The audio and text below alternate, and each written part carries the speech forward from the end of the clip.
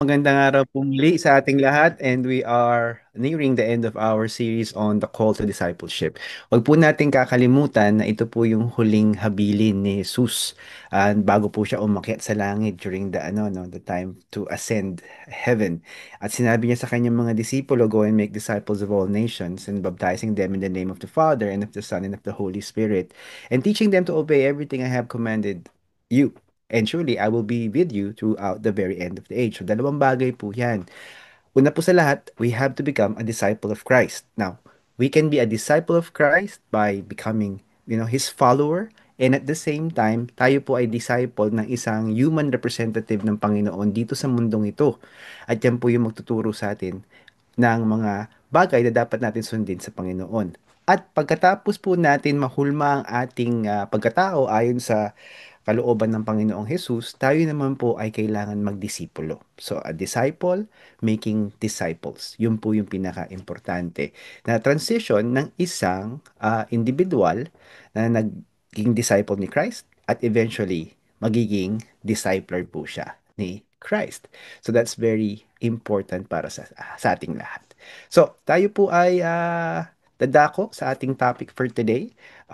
We talked about several things, and today ang pag-uusapan po natin, discipleship in everyday life. Araw-araw na pamumuhay natin. Paano nga ba nagkakaroon ng pagkilos ang discipleship? Incorporating discipleship into daily routines. Kasi po, ang pagiging disciple ay 24/7.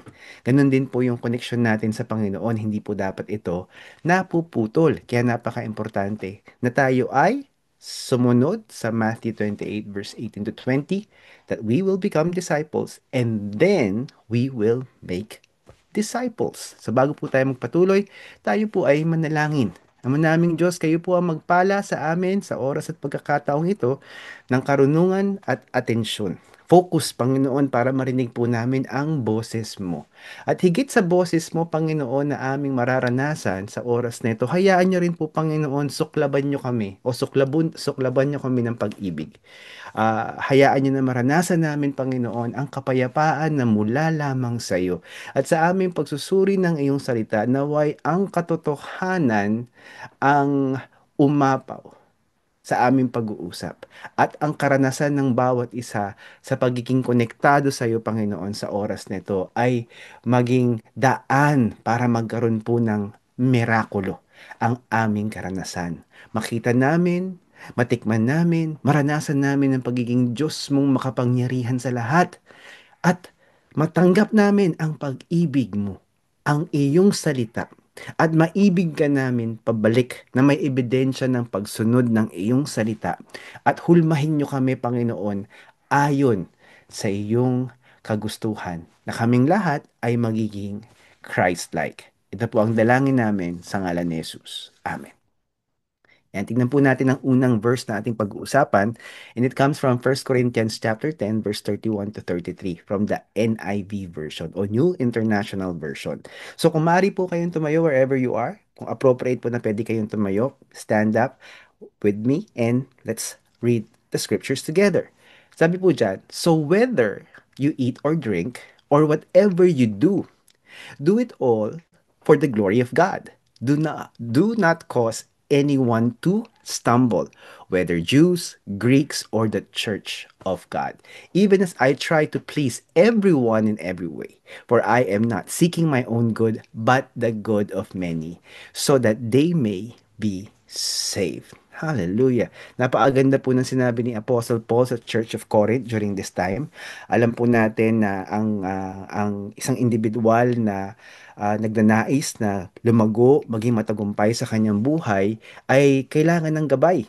Wala po kasing individual na ano no na naging matagumpay na wala siyang pinagpatternan o wala siyang example na that he or she followed. So there is always that guide, there is always that individual, there is always that inspiration. Now, ang pinaka-importante po sa ating pag-emphasize ngayon, ang ating inspiration ay si Jesus Christ. Pagdating po sa discipleship. So, anong klaseng disipulo po si Jesus Christ?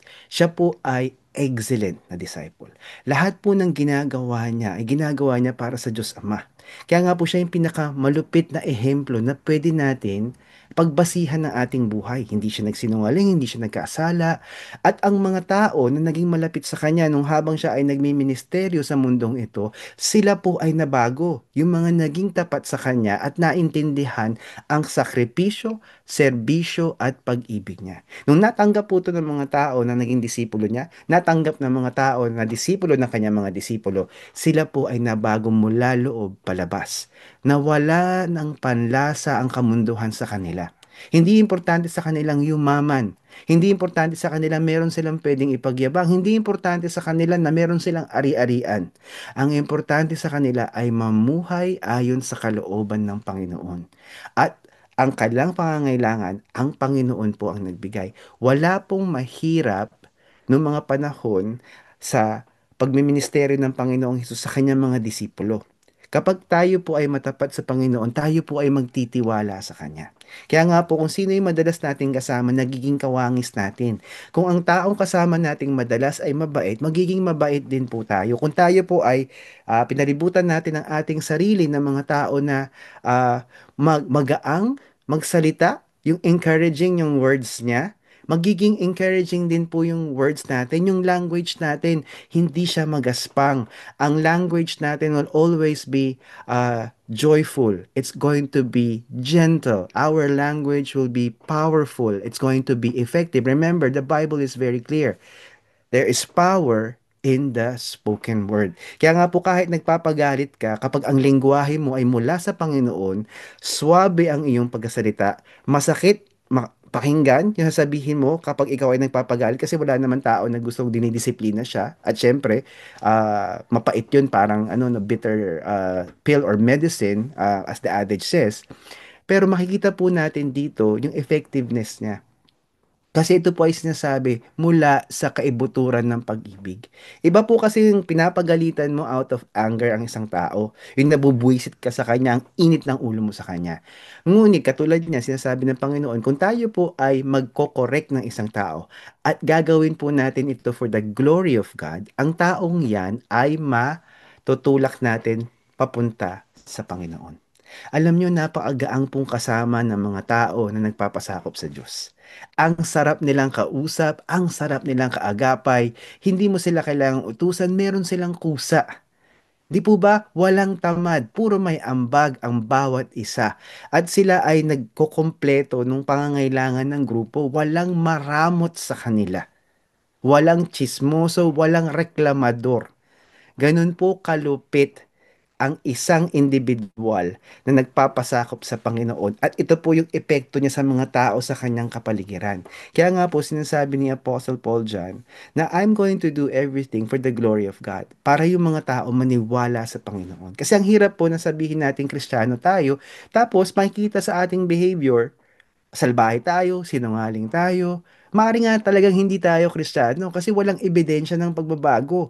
Ang isang tao po na nakatanggap kay Jesus bilang Diyos sa tagapagligtas, may ebidensya ng pagbabago. Nais niyang gawin ang mga bagay sa buhay niya ng makabuluhan, makapangyarihan, at ayaw niya na hawsyaw o pocho-pocho ang kanyang gagawin. Gusto niya mataas ang kalidad dahil nakapirma ang pangalan niya sa bagay na ginawa niya. Maaring hindi niya iniisip na gusto niya mag-iwan ng legacy na maganda o di kaya maging tanyag ang kanyang pangalan. Kung hindi, ang kanyang binibigyan ng gloria ay Panginoon. Hindi siya nagpapasikat. Gaano po karami ang kilala niyong mahilig magpasikat? Gaano po karami ang kilala niyo na mahilig mag-post sa social media sa kanyang mga adventures or sa kanyang mga Thanksgiving or whatever? Ang isang tao po na talagang sigurado sa Panginoon, makikita po natin sila tahimik. Kasi nga po sabi ng Panginoon sa Matthew chapter 6, whatever is done in secret, God will have rewarded that already. Kaya nga po, ang encouragement ko sa iyo, sumama kayo sa taong makadiyos. Maaring maiinis ka sa kanila kasi makikita mo na itong mga taong to taliwas ang kultura na kanilang pinapamuhay sa kulturang nakasanayan mo na maaring maraming chismisan, backfighting, maraming mga patsyadahan, payabangan. Ngunit pag meron ka na tagpuan na isang Kristiyano na disipulo ng Panginoon, makikita mo sa kanya ang kasimplihan ng buhay. Napakaswabe niyang kasama at makikita mo ang Panginoon sa kanya. Kaya ibang-iba po talaga ang isang tao na nagpapadisipulo sa Panginoon at isang tao na naintindihan niya ang importansya na palibutan niya ang sarili niya ng taong makadiyos. Pag-usapan po natin 2 punto sa araw na ito: living out your faith, every action matters, and number 2, cultivating spiritual disciplines, the daily habits of a disciple. So, sampu natin ang unang point. Living out your faith. Importante po na may ebidensya ang ating pananampalataya. Ang sabi nga po ni Santiago, huwag kang makinig lamang sa salita ng Diyos. Sundin mo, ipamuhay mo para hindi ka malinlang. Ngayon basahin po natin ang Colossians chapter 3 verse 17 from the Amplified Version of the Bible. Kung maaari po kayong tumayo whenever it's appropriate with me, let's stand up together. Let's read it. Whatever you do, no matter what it is, in word, salita, or deed, kilos, do everything in the name of the Lord Jesus and in dependence on Him, giving thanks to God the Father through Him. And may the Lord bless yung revelation ng kanyang salita. Ano po sinasabi ng Panginoon dyan sa ating salita? In word. At syempre, kapag meron tayong pinangako, when we say that word, we will deliver that promise. Hindi tayo makakalimot sa pangakong yon. At syempre, sa ating actions, kailangan sa ngalan o sa karakter ng Panginoon. At tayo ay nagpapasakop at umaasa sa kanyang paggagabay. Kaya nga po, importante na araw-araw tayo po ay nananalangin, nagbabasa ng salita ng Diyos, pinagninilay-nilayan. Meron pong method na ginagamit ang mga Jews na tinuro sa kanila during ano no their time as part of the Judaism, na ano na religion during that time bago pumasok po ang Christianity. Mga Judaizers po sila. What they do when you say meditate, kasi ang iniisip ng normal meditation ngayon ng ano no ng mga tao is tahimik siya tapos may mga sound sa kanyang kapaligiran. Kapag sinuri po natin ang Greek word ng meditation, tsaka ang Hebrew word ng meditation sa Old Testament, ibig sabihin po nito, sinasabi po natin verbally yung salita ng Diyos. Bine-verbalize po natin siya kasi meron pong scientific evidence na kapag sinasabi mo ang isang bagay paulit-ulit, mas tumitimo sa puso, mas nauukit sa isipan, at mas madali siyang maalala. So paulit-ulit po nilang sinasabi itong mga bagay na to until such time na ito po ay tumimo sa kanilang puso at maukit sa kanilang isipan. Para pag kailangan nila yung salita ng Diyos na yon sa isang panahon sa kanilang buhay, madali nilang mahuhugot at magagamit nila para inspirasyon. Parang ganito po siya. So, hindi nila babasahin na silent yung word. So, babasahin ko po ulit sa inyo Colossians 3:17 Amplified Version. Whatever you do, no matter what it is, in word or deed, do everything in the name of the Lord Jesus and in dependence on Him, giving thanks to God the Father through Him. So, paulit-ulit po nilang binabasa. So, paulit-ulit natin babasahin ang salita ng Diyos. Again, whatever you do, no matter what it is, in word or deed, do everything in the name of the Lord Jesus and in dependence on Him, giving thanks to God the Father through Him. Whatever you do, no matter what it is, in word or deed, do everything in the name of the Lord Jesus and in dependence on Him, giving thanks to God the Father through Him. Whatever you do, no matter what it is, in word or deed, do everything in the name of the Lord Jesus and in dependence on Him, giving thanks to God the Father through Him. So mapapansin niyo po na unti-unti naiintindihan natin yung paulit-ulit natin pagbabasa. Dahil yan po yung proper meditation. Marami po kasing Kristiyano tamad, babasahin ng silent isang beses, tapos devotional sa tapos na ako. Kota na. Nabasa ko na yung salita ng Diyos. Tanungin mo anong devotion ngayong araw na ito. Makakalimutan nila. Tanungin mo yung katabi mo kung tiga SNJ yan at mas meron siyang devotions. Tanungin mo anong devotions ngayong araw na ito kung nag-devotions ka. At kung hindi ka nag-devotion ngayong araw na ito, most likely nag-devotion ka kahapon, tanungin mo yung katabi mo tiga SNJ. Ano ang ating devotional book and chapter? Tanungin mo. Malamang kapag hindi tayo seryoso sa meditation ng salita ng Diyos, makakalimutan natin siya. At pag nakalimutan natin siya, hindi natin siya may papamuhay. Kaya nga, live out your faith. So, lahat ng gawain natin, naghugas tayo ng plato, di ba, ang linis, di ba, hindi siya lasang sabon pag kumain ka ng may sabaw, di ba, matutuwa yung mga magulang mo sa'yo kung ikaw yung anak na naghugas ng plato. Nagluto ka ng ulam. May mga tao talaga na hindi ganun kagaling magluto. May recipe naman. 'Di ba? So gawin mo, hingi mo sa Panginoon ng grasya, ang talino, ang karunungan para makapagluto ka, sundin mo yung recipe mo at mabasbasan ng kapangyarihan ng Panginoon yung gawain mo. Kasi if that is the best that you can do, then that is the best that you can do. Alam mo sa sarili mo, nagluto ka dahil yung mga papakainin mo ng niluto mo, mahal mo sila at gusto mong hindi lamang sila ma-nourish ng niluto mo, kundi ma-enjoy din nila yung flavors, yung umami sa dila nila sumasabog, di ba? Kung ikaw ay nagluto ng sinigang na ano no, na buto ng baboy, di ba? Ang sarap pag medyo may konting asim, lalagyan mo ng sibuyas, kamatis, kangkong, kung gusto mo lagyan ng gabi, maganda, di ba? So, unti-unti mong pinakulo, let's say, lalong-lalo na kung totoong sampalok siya, di ba? Lalagay mo sa ano, strainer, lalagay mo sa ibabaw noong ano, niluluto mong sinigang na buto-buto ng baboy. At unti-unti mong pinapasarap. Tapos pabalik-balik ka, tinitikman mo, tama na ba yung asim, tama na ba yung alat, di ba? Tama ba yung dami ng sabaw? Kung gusto mo medyo malapot, di ba? Yun nga, yung gabi, tunawin mo yung gabi, di ba? Ganun. Hindi yung gumawa ka ng itlog, sunny side up yung nasa isip mo, pero scrambled yung lumabas. Tapos nung hinain mo sa pamilya mo, galit ka pa. So hindi yun ma-appreciate ng mga tao.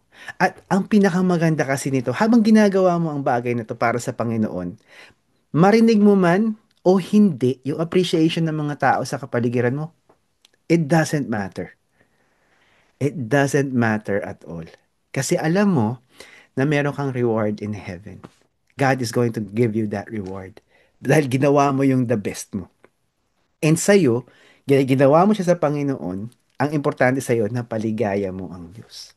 Sa pagtatrabaho, 'di ba? Hindi tayo yung maangas.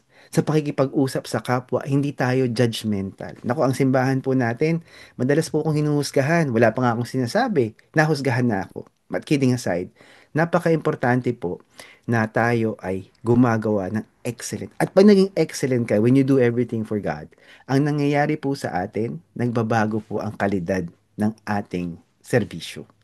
Ang importante po na dapat natin sabihin dito sa oras at pagkakataon na ito, nung sinabi po ito ni Apostle Paul sa Church of Corinth, sa Church of Colos, ang sinasabi niya po, yung relationship between employer and employee at this stage. At sinasabi niya nga, ay, ano po, yung relationship ng mga anak ng Diyos sa Panginoon na para mapakita nila ang kanilang pananampalataya at maniwala ang mga tao sa kapaligiran nila patungkol sa pananampalataya nila, kakaiba sila. Mas madali silang makita. Kaya nga tinawag tayong salt and light of the world kasi merong uniqueness. Madali tayong ma-identify. Yan si John, born again yan, kaya ganyan yan eh. Ayan si Patrick, born again yan, kaya ganyan siya. Ayan si Emma, grabe, wala akong masabi diyan. Okay? Ano yan? Mrs. Hospitality, pagpunta mo sa bahay, isipin niya kagad, okay ka ba? Nakakain ka na ba? Ano ba yung matutulong namin sa'yo? Ganun. Dahil nadi-distinguish tayo. Because what we do is everything for the glory of God. Yan, tingnan mo nga ang katabi mo. Mukha bang nagbibigay ng glory yan sa Panginoon at napapangiti niya ang mga tao sa kapaligiran? O pag nakita mo siya, mapapasimangot ka at gusto mo siyang talikuran. Ang huling punto po na pag-uusapan natin, cultivating spiritual disciplines. So pag tayo po ay natuto na magpadisipulo, syempre, ituturo ng discipler natin sa atin yung mga natutunan niya para masunod natin. Kasi pag nasunod natin siya, parang tayo yung sinasabi ng psalmist sa Psalm chapter 1, verse 1 to 3, Amplified Version. Again, kung maaari po kayo tumayo with me, stand up please with me. Sabi dyan, ano raw? Blessed, pinagpala. Blessed, I love that word. Ano raw? Prosperous. Oh, sorry. Sorry about that. Naputol. Ayan, balik tayo. Ayan, blessed, fortunate, prosperous, and favored by God. Ayan, ano raw? Is the man who does not walk in the counsel of the wicked, following their advice and example. Malayo siya doon sa mga masamang tao, masamang elemento. Nor stand in the path of sinners, nor sit down to rest in the seat of scoffers, ridiculers. Yun yung sinasabi. At sabihin natin to, verse 2, sabi diyan, napakaganda po. But his delight is in the law of the Lord. And on his law, his precepts and teachings, he habitually meditates day and night. Katulad po nung sinabi ko sa inyong paraan, paano i-meditate. And ano raw, he will be like a tree firmly planted and fed by streams of water, which yields its fruit in its season. Its leaf does not wither, and in whatever he does, he prospers and comes to maturity. Grabe. Tingnan mo nga katabi mo, mukha ba siya mature? Ayan, napakaganda po kasi na ganun tayo. Kapag tayo po ay natuwa sa salita ng Diyos. Kasi hindi po mahirap gawin ang salita ng Diyos kapag nakatuwaan mo siya at mahal mo ang Panginoon. Marami po magsasabi, ay, ang hirap magpunta sa church. Ayoko magpunta sa church kasi maraming mga bagay na ipagbabawal sa akin. Ay, ang pagbabawal naman ng Panginoon yung makakabuti sa'yo. Makakabuti sa akin. Katulad po ng sinabi dyan, lumayo tayo sa taong makasalanan. Dahil pag tayo ay naki-associate sa mga taong makasalanan, magiging makasalanan din po tayo. Maki-associate po tayo sa mga tao na dinescribe dyan sa verse 2 and verse 3. Yung taong masunurin sa salita ng Diyos. Yung tao na para siyang in metaphor na ginamit at a tree firmly planted by streams of water or fed by streams of water. Lahat po ng gagawin ng taong yan will prosper. Remember, ang prosperity po dito, hindi lamang ito yung ano, no, may pera ka, mayaman ka. Kung hindi, lahat ng bagay, you are prosperous, maganda yung kalusugan mo, wala kang diabetes, wala kang gout, wala kang arthritis, kahit 55, 60 years old ka na. 'Di ba masigla, malakas ka pa rin, healthy ka pa rin, 'di ba makakakit ka pa rin ng bundok. Maganda yung relasyon mo sa mga tao, 'di ba? Walang naiinis sa'yo, walang nabubwisit sa'yo. Pag nakita ka, natutuwa sila, hindi sila nagtatago, hindi ka nila iniiwasan kasi yung kwento mo paulit-ulit na lang, 'di ba? Nung panahon ng World War II, pag nakita mo sila, panahon pa rin ng World War II, binabalikan mo parati yung nakaraan. At kadalasan yung mga tao, binabalikan yung nakaraan, ito yung mga bagay na mapait o mapaari nilang iyabang. Ay kung nandun ka para magserbisyong totoo sa kanila, pagsilbihan mo sila sa kapamaraanan ng Panginoon, di po ba nakakatuwa kang individual? At makikita nila na meron kang disiplina. Bakit? Disiplina sa buhay na maayos ang iyong pananaw. Maayos kang kausap, maayos yung kalusugan mo kasi ang hirap po magsabi sa mga tao na maayos kang individual, maayos yung pag-iisip mo, maayos yung emotions mo, 'di ba? Maayos yung intellect mo, tapos makikita nila yung katawan mo, yung katawang lupa mo, unhealthy. It doesn't make sense. Kasi pag tinignan po natin si Hesus Kristo, hindi lamang siya maayos sa kanyang pagtuturo at relasyon at pagsiservisyo, maayos din po ang physical niyang pangangatawan. Maayos siya makitungo, maayos siya sa lahat ng bagay. Kaya nga po yung mature na individual, prosperous siya in many, many ways. Alam niyo po, kadalasan kapag may namatay, doon natin makikita kung ano yung impact niya sa mga tao. Yung mga taong pupunta doon sa kanyang wake, 'di ba? Sabihin yung naitulong niya, naambag niya dun sa buhay, kahit saan pang lupalop ng mundo yan, pag nalaman nila yung nakatulong sa kanila na matay, pupunta at pupunta yan. Pero syempre, mas maganda kung pumunta sila na buhay pa, di ba? Pero yun po kasi kadalasan yung tradition. And so you would learn that this person is actually, somebody na nakatulong. And walang pretensions. Yun yung legacy na iwan niya kasi naging makadiyos siya, nagpadisipulo siya. Naging discipler siya. Meron din siya mga dinidisipulo at tinuturuan niya, sundin niyo ang Diyos. Walang mawawala sa inyo pag sinunod nyo ang Panginoon. Wala po talaga. Maraming kapakinabangan kang mararanasan. Biruin nyo yung tahanan nyo, walang nagsisinungaling, yung tahanan nyo may kapayapaan, yung tahanan nyo kontento, di ba? Kung tuyo lang ang kayang naiulam, ayos na yun, di ba? At kung meron budget para mag-undox manok, di ba? Why not, di ba? So, ang daming mga bagay na nagiging mas makabuluhan doon sa pagsasamahan. At walang competition, walang yabangan, nagtutulungan, nagkakaisa. Yun po kasi yung isang tahanan na nais ng Panginoon. Meron nga po ako nakausap, sabi niya sa akin, ang hirap kasi magpanggap kapag ikaw ay gumagawa ng kabutihan para sa satisfaction ng ibang tao. Nagulat ako dun sa kanyang perspective, para sa satisfaction ng tao na ikaw ay nagbago. Pag nagbago ka, ikaw ang unang masasatisfy. Bakit?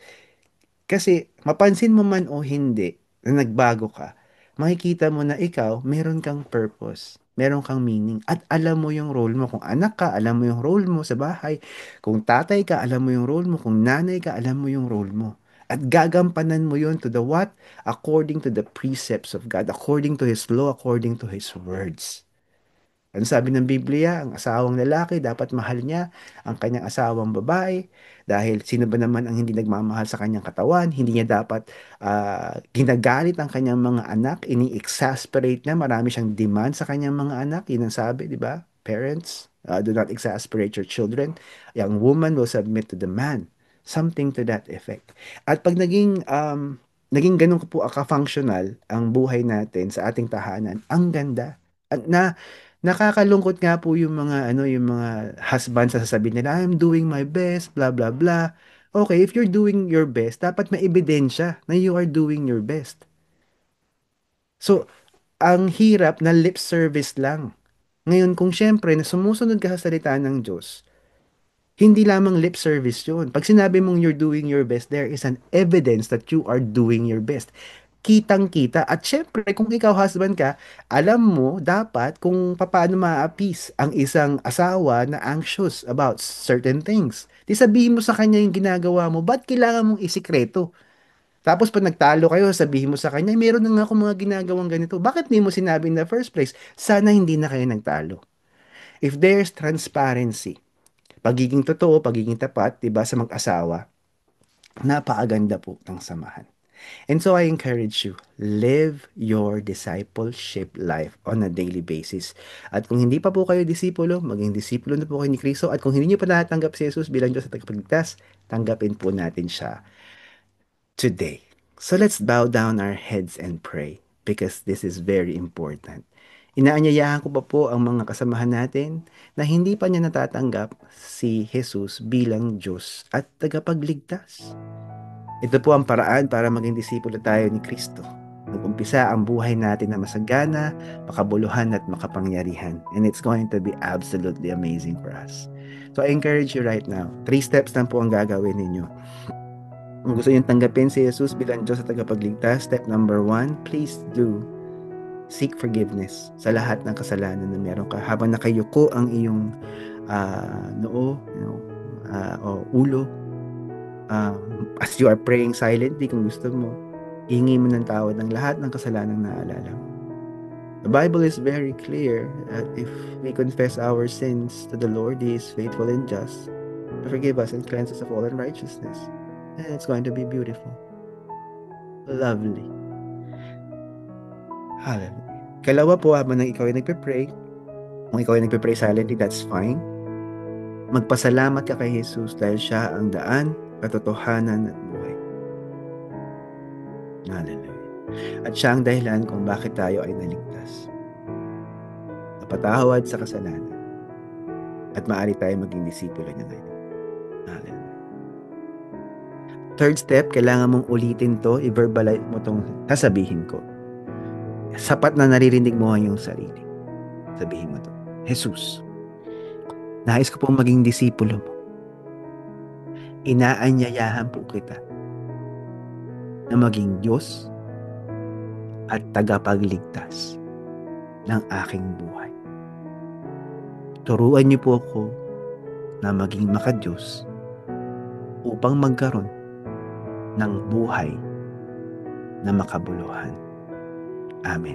Pwede mong idilat ang iyong mata kung ikaw ay nanalangin mula sa puso. Ang ebidensya ng totoong kaligtasan, ang ebidensya ng totoong pagtanggap kay Jesus bilang Diyos at tagapagligtas ay pagbabago, pagkauhaw sa kanyang salita, ang pagtalikod sa kasalanan, ang paghinto ng mga ginagawa nating hindi maganda at kaaya-aya.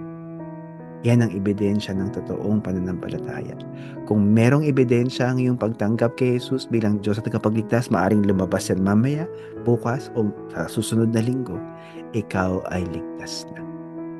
Sa mga Kristiyano na hindi nagpapadisipulo, nais ko kayong ipanalangin. O Amang Diyos, kayo po ang magbigay ng pusong mapagkumbaba sa kanila at grasya para sundin nila ang iyong salita na kailangan sila ay maging disipulo dahil yan yung nais mo at inutos mo bago ka umakyat sa langit. Hallelujah. At sa mga disipulo na, nais ko kayong ipanalangin.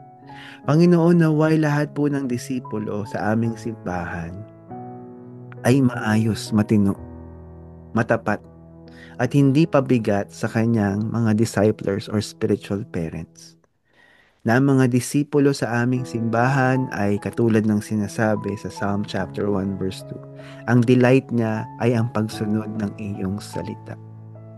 Sila ay parang puno na tinanim sa gilid ng streams of water.